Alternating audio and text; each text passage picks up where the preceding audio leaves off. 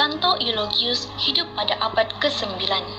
Beliau berasal dari keluarga bangsawan yang terkemuka dari kelas senator dan memiliki tanah di Cordoba dari zaman Rom. Bersama 5 saudara lelakinya, mereka menerima pendidikan yang sangat baik sesuai dengan kelahirannya yang baik dan di bawah jagaan ibunya Isabel. Selain belajar dari bahan-bahan pelajarannya, beliau juga belajar dari teladan baik para gurunya. Eulogius sangat suka membaca dan mendalami kitab suci. Hal ini membantunya mencintai sabda Tuhan dan beliau rindu mewartakan sabda Tuhan kepada semua orang. Ketika dewasa, beliau menjadi seorang imam dan pemimpin sebuah sekolah yang terkenal. Malangnya, kaum muslim kemudiannya menyerang dan menakluki Spanyol, serta menjadikan Cordoba sebagai ibu kota mereka. Orang Kristen pada waktu itu dikehendaki untuk membayar cukai bulanan kepada pemerintah muslim. Walaupun dihadkan, mereka tetap dibenarkan untuk beribadat. Walau bagaimanapun, pada tahun 850, orang Islam mula menganiaya orang Kristen karena ada orang Kristen yang mengatakan hal yang menentang Muhammad dan ada orang Islam yang bertukar agama ke agama Kristen. Para pemerintah ini sangat membenci agama Kristen. Pertama-tama, mereka berusaha membuat orang-orang Kristen untuk murtad dan meninggalkan iman mereka. Jika menolak, maka mereka akan dimasukkan ke dalam penjara atau dibunuh. Mereka menangkap dan memenjarakan uskup serta padri Cordoba termasuk Santo Eulogius. Eulogius dan uskupnya dimasukkan ke dalam penjara bersama banyak umat Kristen yang lain. Di penjara, Eulogius membaca kitab suci dengan kuat untuk memberi semangat kepada para tawanan yang lain. Sambil mendengar dengan saksama, rasa gemetar mereka pun lenyap. Mereka tidak lagi takut untuk mati bagi Yesus. Pada masa itulah Santo Eulogius menulis sebuah buku yang menggalakkan umat Kristen untuk memilih kematian daripada menafikan iman mereka yang kudus. Santo Eulogius rindu menjadi seorang martir, tetapi beliau kemudian dilepaskan dari penjara.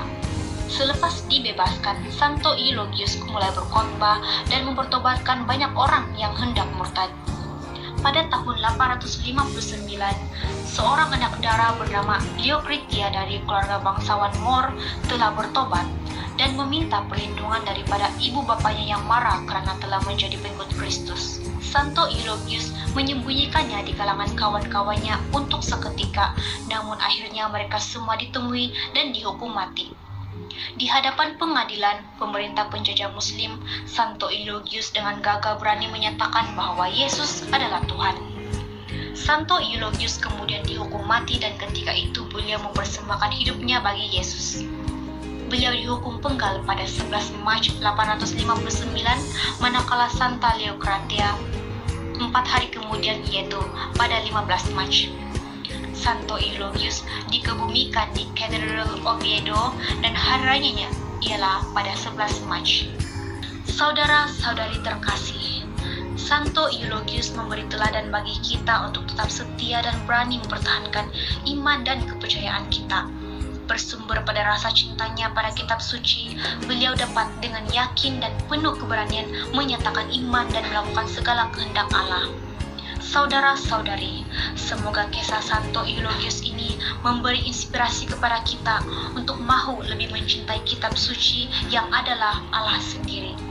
Allah yang mahu memberi pesan kepada kita masing-masing untuk keselamatan semua orang dan menyatakan cintanya yang tanpa batas kepada kita semua, anak-anaknya. Marilah berdoa dalam nama Bapa, Putra, dan Roh Kudus. Amin.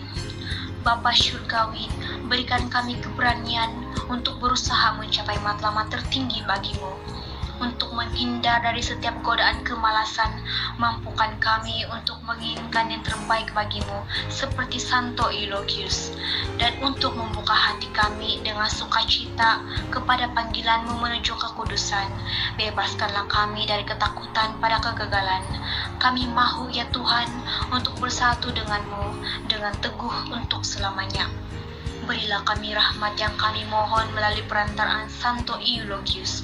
Demi Kristus Tuhan kami. Amin.